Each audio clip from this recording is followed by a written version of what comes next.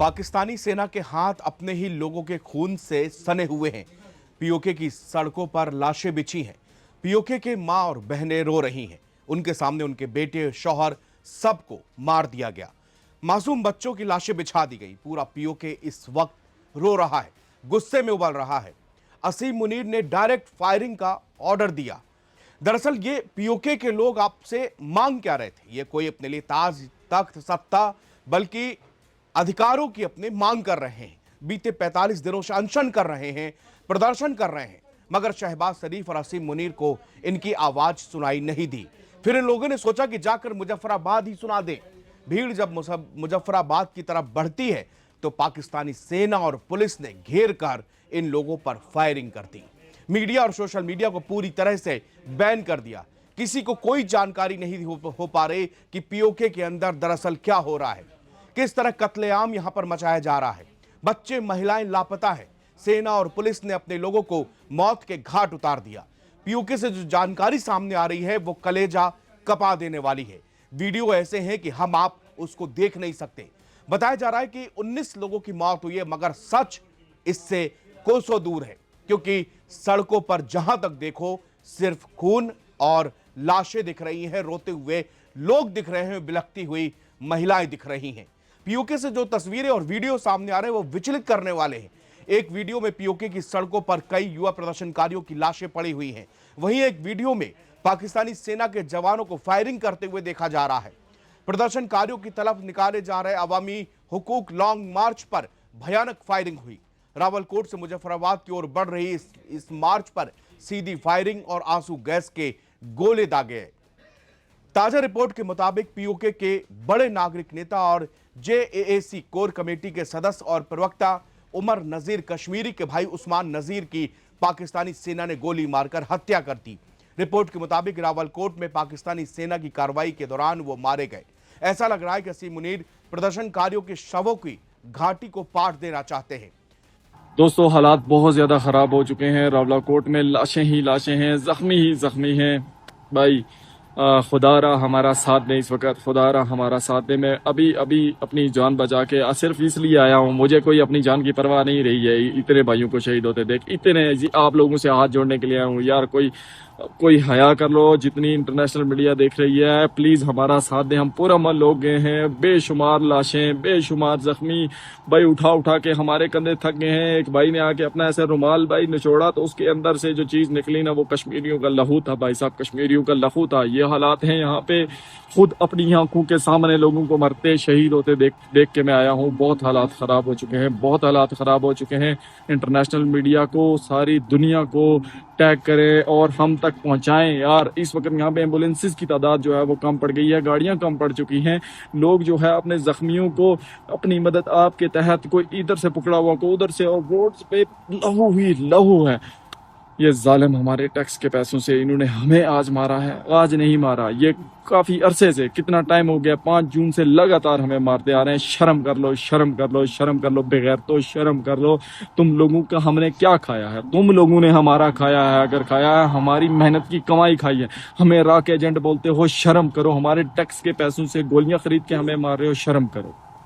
5 जून को शुरू हुए विरोध प्रदर्शनों के बाद पाकिस्तानी सेना की कार्रवाई के बाद से पाकिस्तान के कब्जे और जम्मू कश्मीर में अभी तक 80 से ज्यादा लोग मारे जा चुके हैं। पिछले 24 घंटे में रावलकोट और मीरपुर में 19 से ज्यादा लोग मारे गए हैं। बुनियादी मानवाधिकार और सम्मान के लिए हो रहे इन विरोध प्रदर्शनों पर वैश्विक मीडिया में कोई भी कवरेज नहीं है। भारी हिंसा हो रही है। पीओके में प्रदर्शन की अगुवाई करने वाले संगठन अवामी एक्शन कमेटी ने उस्मान नजीर की मौत पर कहा कि आपके शरीर पर लगी गोलियां आपके हौसले को नहीं तोड़ सकी।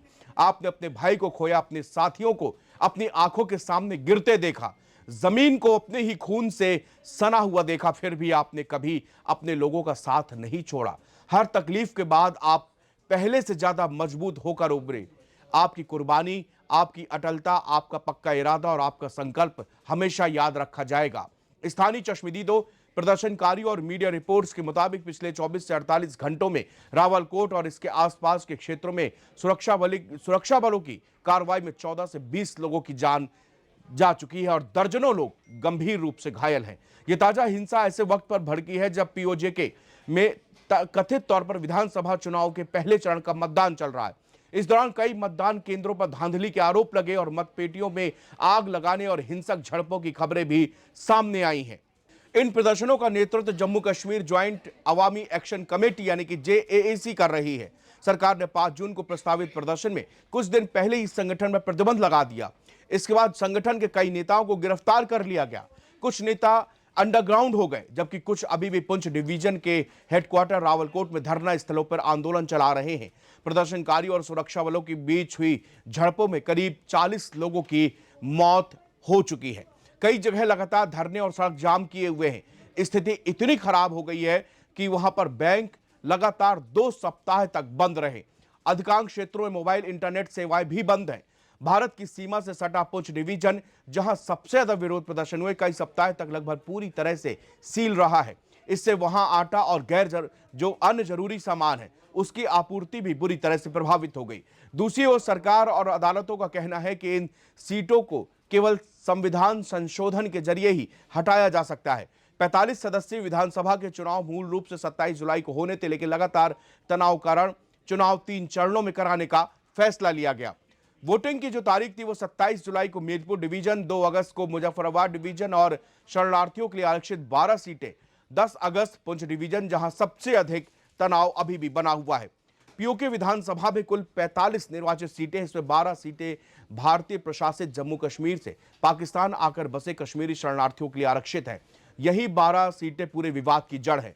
सरकार कहती है कि ये सीटें ऐतिहासिक और संवैधानिक व्यवस्था का हिस्सा है, जबकि JAAC का कहना है कि जो लोग पाकिस्तान के दूसरे शहरों में रहते हैं उन्हें पीओके की सरकार बनाने का अधिकार नहीं होना चाहिए। उनका कहना है कि इन 12 सीटों की वजह से स्थानीय मतदाताओं की राय का असर कम हो जाता है और अक्सर केंद्र की सत्ता में बैठी पार्टी को फायदा मिलता है। JAAC का कहना है कि इन 12 सीटों का फायदा PMLM और PPP जैसी पार्टियां उठाती हैं।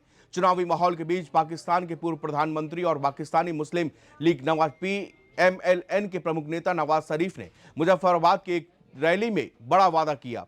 उन्होंने कहा कि अगर उनकी पार्टी सत्ता में आती है तो वो प्रधानमंत्री शहबाज शरीफ से उन्हें पीओके का प्रधानमंत्री बनाने का आग्रह करेंगे, ताकि वो खुद क्षेत्र के विकास की निगरानी कर सकें। नवाज ने कहा कि पीओके उनके लिए पंजाब जितना प्रिय है। उन्होंने दावा किया कि उनके पूर्वज कश्मीर से थे, इसलिए यह इलाका उनके लिए दूसरे घर जैसा है।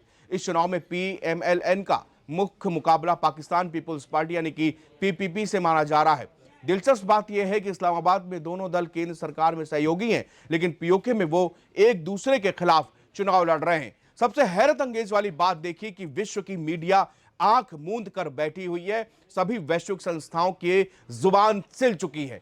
वो वैश्विक संस्थाएं जो समय समय पर देश और दुनिया को तौर तरीके सिखाने का दावा करती हैं, मानवाधिकारों का बात करती हैं, लेकिन पीओके में पिछले 45 दिनों से पाकिस्तान नरसंहार कर रहा है, लेकिन विदेशी मीडिया इसको छाप नहीं रही, दिखा नहीं रही।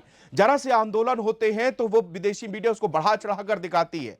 हिंदुस्तान के अंदर छात्र आंदोलन को पूरे वैश्विक मीडिया ने भर भर का कवर किया, लेकिन पीओके के अंदर क्या हो रहा है इसकी कानो खबर किसी को नहीं है। जबकि यही पाकिस्तान के तमाम पत्रकार जिस समय भारत के अंदर प्रोटेस्ट हुआ था उस वक्त लंबी चौड़ी डींगे हार रहे थे। वो कहते कि पाकिस्तान को हार्ड स्टेट कहा जाता है, जबकि भारत के अंदर देखिए क्या हो रहा है। भारत का मसला था, भारत अपनी तरीके से संभालता है, लेकिन तुम्हारे यहाँ के जैसे खुलेआम महिलाओं, बच्चों, सभी लोगों को गोलियों से भून दिया गया है। वैश्विक मीडिया आंख बंद कर चुकी है कि पाकिस्तान और में असीम मुनीर और शहबाज शरीफ चाहे कुछ भी करें उनको कोई फर्क नहीं पड़ता, क्योंकि उनका उल्लू सीधा होता है पाकिस्तान से।